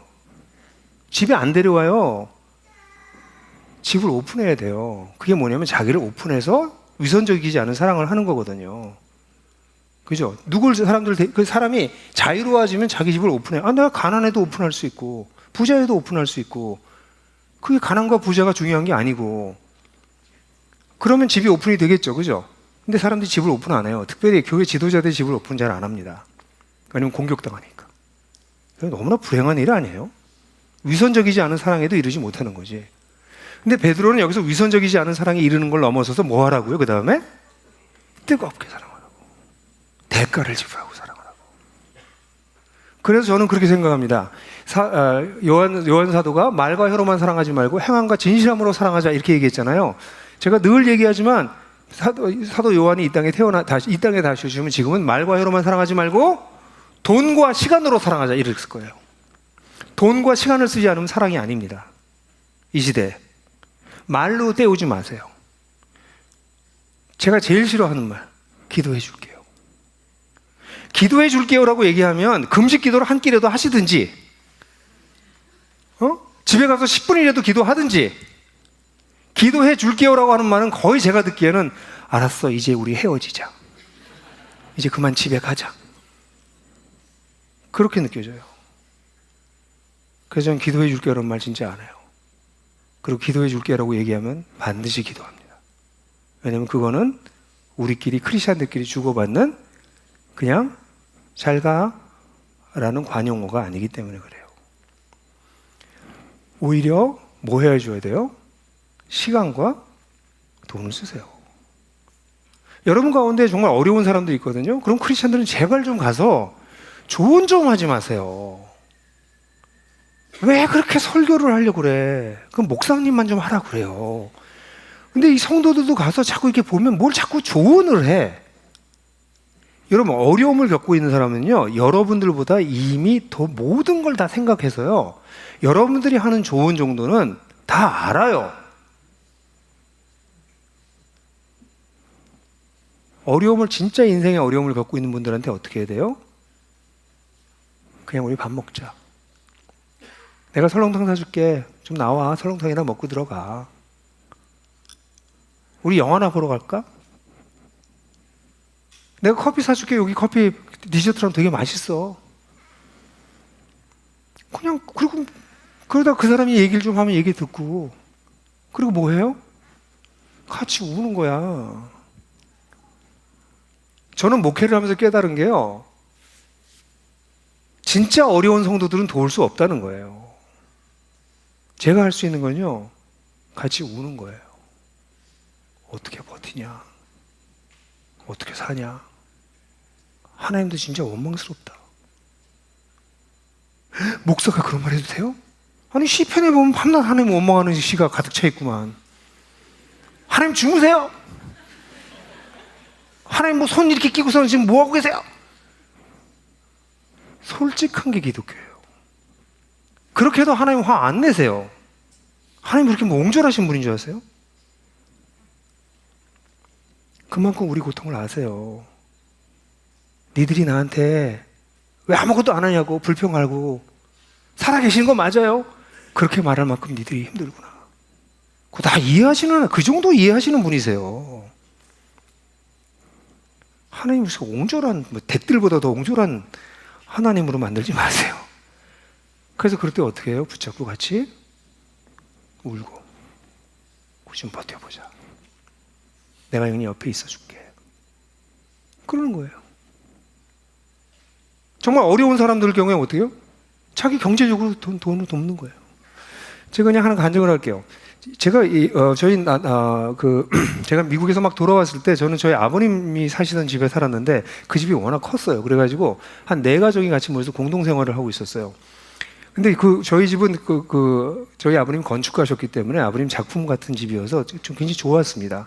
그래서 4가족이 같이 살 수 있었어요. 물론 뭐 그렇게 넓게 살지는 않았지만, 그래서 우리 동네에서 제일 잘 사는, 제일 좋은 집처럼 보였어요, 저희 집이. 근데 저희 집은 바로 옆이 산동네였어요. 근데 우리 동네에 길에서 만난 사람이 있었는데 오토바이 타고 다니면서 신문 배달하는 사람이었어요. 담배는 늘 이렇게 물고 있었어요. 이렇게.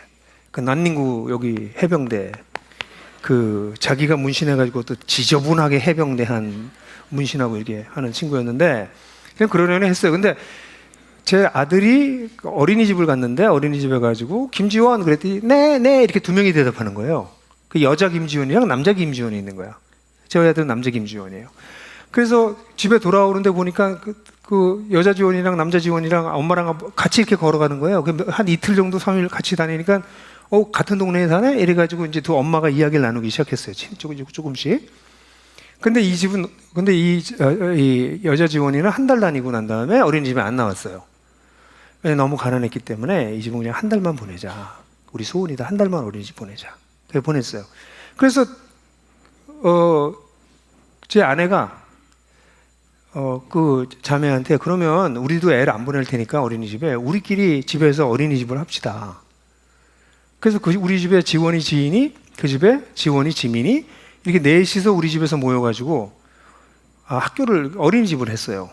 어린이집이 뭐예요? 그냥 같이 노는 게 어린이집이지. 그래서 어린이집 하면서 애들한테 학교 이름을 지을 때 홍자도 학교라고 줬어요. 왜 그랬는지 아직도 그것은 미스테리야. 그러니까 홍자도 학교라고 이름을 줘서 어린이집을 같이 했어요. 그래서 이제 그 집 사정을 잘 알게 됐죠. 그래서 가봤더니 그 집은 우리 동네에서 가장 가난한 집이야. 문도 없어. 거적대기로 이렇게 돼 있어. 너무 마음이 아픈 거죠. 그래서 저희 아버님하고 뭐 이렇게 전 뭐 돈도 없고 그러니까 저희 아버님한테 아버님 이런데 이거 참 가난한 자들 돕는 게 주님이 원하시는데 우리 모든 사람을 돕진 못해도 이런 사람 좀 도와야 되지 않을까요? 그래서 아버님하고 좀 얘기해서 전셋집을 하나 얻어줬어요. 그러면서 그걸 바나바 하우스라고 이름을 짓기 시작했어요. 도시 빈민들을 살 수 있는 집을 마련해 주는 거예요. 결국 이 사람들은 크리스찬이 됐어요. 그리고 이 친구들이 성장하기 시작했어요. 그렇지만 이 친구 너무 거칠어서 이 형제는 일단 잘못된 걸 보면 때려야 돼. 잘못된 걸 그냥 보고 지나갈 수가 없어. 이 정의로운 친구인데 일단 가만히 있을 수가 없어. 그래서 예수 믿고 세례 받고 난 다음에도 공사장에서 누구 패가지고 제 사무실에 와서 무릎 꿇고 손 들고 있고 그랬어요. 손 들고 있어 너. 예수를 믿었는데 아직도 그러고 있으면 어떻게 해? 근데 이 친구들 이렇게 보면서 제가 속으로 이 친구들이 빈민사역 같은 거 하면 참 좋겠다. 저는 교회가 빈민사역을 반드시 해야 된다고 생각해요. 가난한 자를 돌보지 않는 교회는 하나님이 버리십니다. 하나님은 가난한 자한테 관심이 많으세요. 그래서 저는 그걸 알고 있었기 때문에 나는 빈민사역을 우리 교회가 해야 되겠는데 저는 중산층에서 태어났기 때문에 빈민의 삶을 잘 몰라요. 아는 척 하는 거지.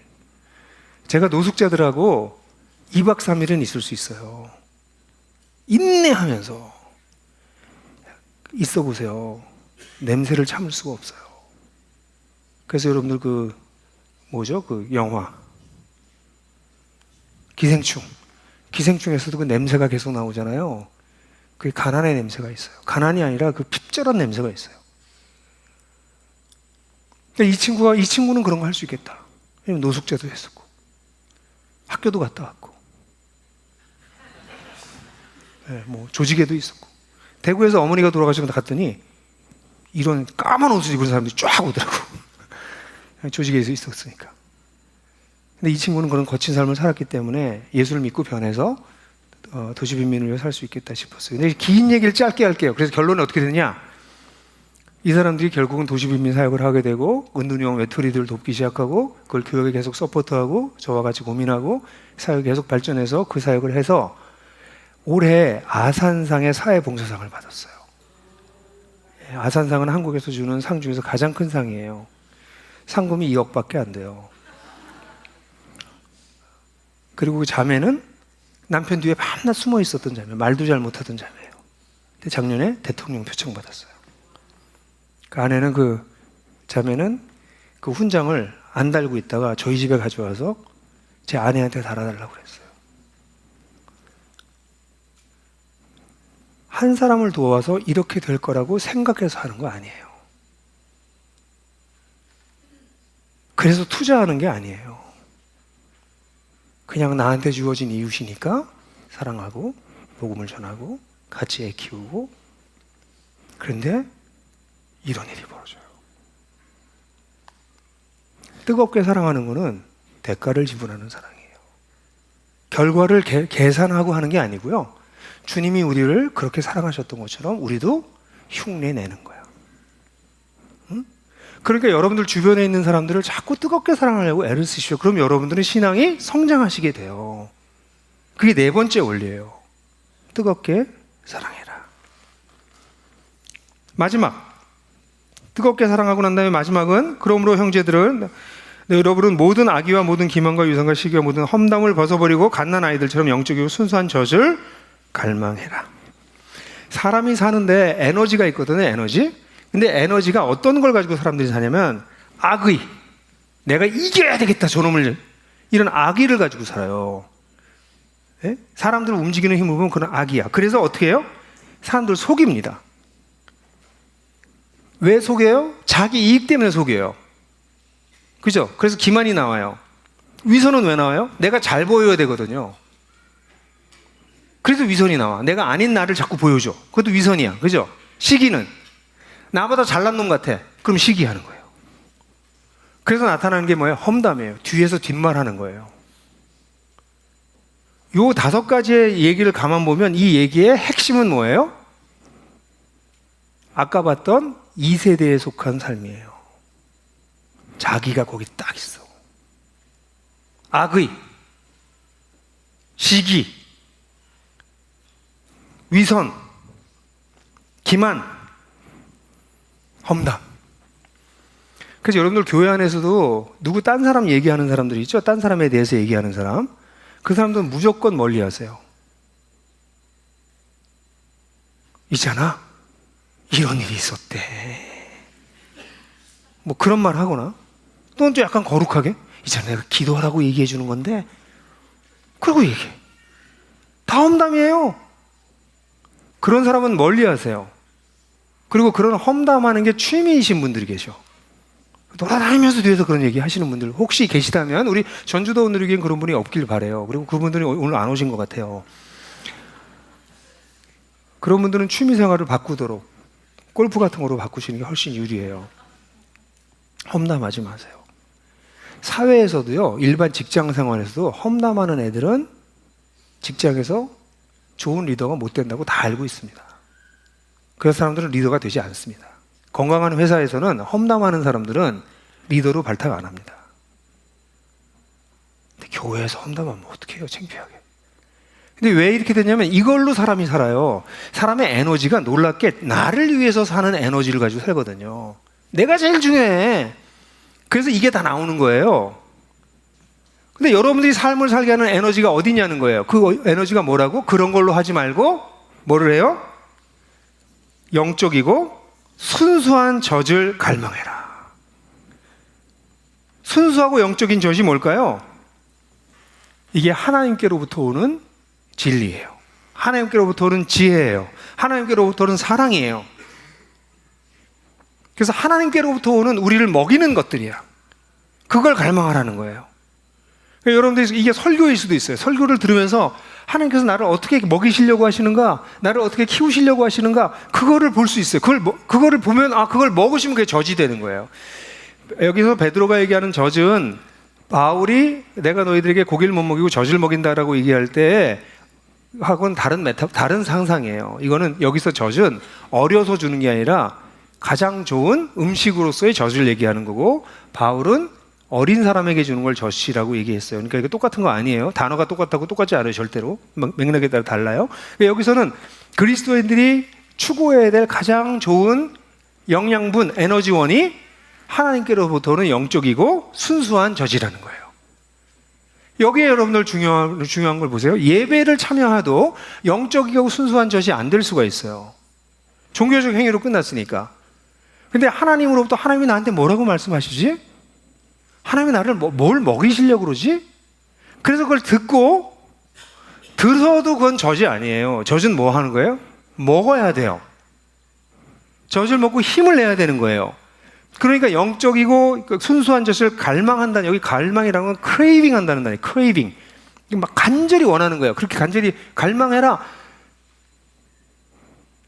그 나에게 하시는 말씀이 뭔지, 나를 어떻게 성장시키려고 하시는지, 나한테 어떤 지혜를 주시는지, 그걸 잘 듣고 그걸 뭐예요? 드시라고. 듣고 고개를 끄덕거리고 아멘 그러고 끝나지 말라고. 예? 여기서 끝나지 말라고. 그걸 젖을 뭐 하라고? 쭉 드시라고. 그걸 갈망하라고. 오늘날 수많은 그리스도인들이 설교를 수없이 들어요. 저는 우리 계속 얘기하지만 김종옥 목사님 같은 설교를 여러분 매주 듣는 건 축복이에요. 그럼 들으면 뭐예요? 안 먹는데, 듣기만 하는데. 어떤 사람은 1년 52주 설교를 들으면 성장합니다. 어떤 사람은 하나도 성장하지 않아요. 왜 그럴까요? 어떤 사람은 그 젖을 먹은 사람이고 어떤 사람은 젖을 그냥 본 거예요. 그러니까 오늘도 마찬가지예요. 사실 저는 여러분들한테 정말 몇십 시간, 몇백 시간을 공부한 걸 여러분들에게 지금 정리해서 나누는 거거든요. 이게 듣고선 좋은 말이야. 재밌었어. 좀 길었지만 재밌었어. 그리고 집에 가시면 젖을 그냥 본 거야. 하나도 안 먹는 거예요. 그러면 밤낮 들어서 알기는 해. 누가 무슨 얘기를 하면 다 알아. 자기 인생에는 아무런 변화가 없어요. 힘이 없어, 힘이. 그래서 우리가 어제 얘기했던 공허와 불안과 두려움과 어려움을 겪을 때 꼬꾸라지는 것과 남의 인정을 추구하며 살게 돼요. 그것을 갈망하면 어떻게 된다고요? 이제 다시 우리 원래 얘기했던 결론으로 돌아오죠. 구원에 이르게 자라게 된다. 우리 구원 받았지만 완벽하게 받을 그 구원을 향해서 이르면서는 자라가게 될 것이다. 그러면서 마지막에 붙이는 말이 이거예요. 베드로 사도가. 여러분이 주님의 인자하시다는 사실을 맛보아 왔습니다. 이게 현재 완료예요. 한 번 맛본 게 아니고요. 맛을 계속 너희들이 봤잖아. 하나님이 인자하신 걸 알잖아. 그러면 그 젖을 사모해. 여러분, 어떻게 사람이 안 변하겠어요? 이런 5가지 원리를 가지고 살면. 왜 안 성장하는지 아시겠어요? 첫 번째, 진짜 회심하지 않아서 예수를 잘 몰라. 그럼 성장하지 않아요. 새로운 생명이 거듭나는 게 뭐예요? 새로운 생명이 들어오는 거예요. 새로운 생명은 예수로 말미암아 주어지거든요. 그러니까 여러분들 예수를 많이 몰라도 내가 정말 심각한 어쩔 수 없는 죄인이고 나를 위해서 예수께서 돌아가셨고 내가 그 예수를 믿음으로써 시작된 하나님 나라에 들어와서 새로운 삶을 살아야 되겠다.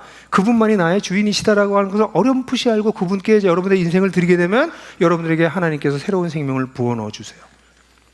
그렇게 시작되는 거예요. 근데 거기서 멈추는 경우가 너무 많은 거야. 나는 그래서 구원받았겠지.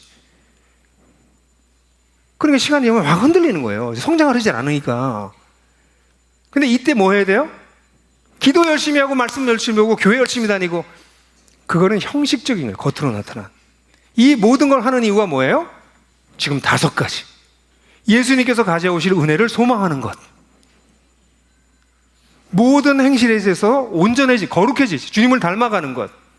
삶의 기준을 하나님을 경외하심으로 포커스하는 것. 피차 뜨겁게 살아가는데 이루는 것. 순수하고 신령한 젖을 사모하는 것. 이거를 하기 위해서 겉으로 나타나는 형식적 행위가 기도나 말씀이나 예배 참여나 이런 것들이에요. 성경 공부나 이런 거야. 근데 이걸 해도 예를 안 하면 바리새인이 되는 거예요. 이게 무서운 거예요.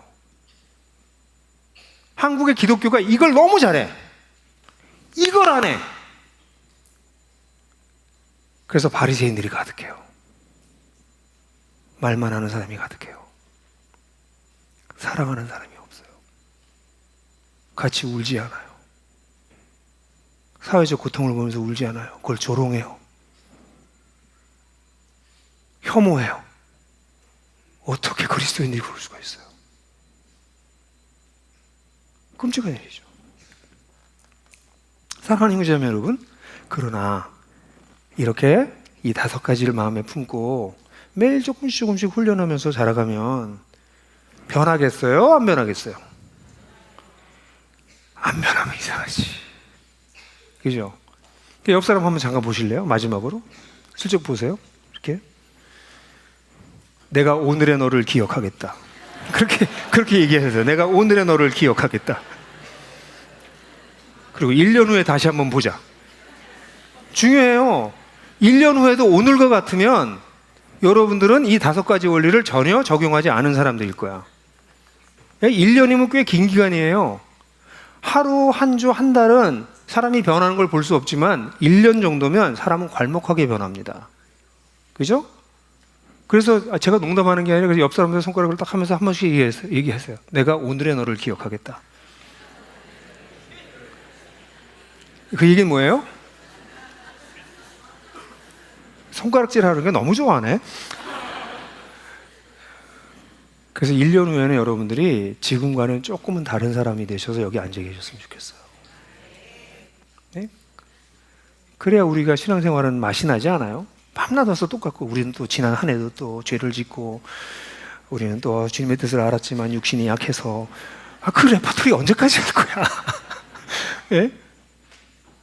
그래서 하나님 우리를 부르셔서 이렇게 놀라운 삶을 살게 하셨다는 게 얼마나 자랑스러워요? 그래서 이제 같이 우리 같은 사람을 부르셔서 하나님을 드러내라고 하신 하나님을 향한 노래를 같이 부르면서 같이 마무리하겠습니다.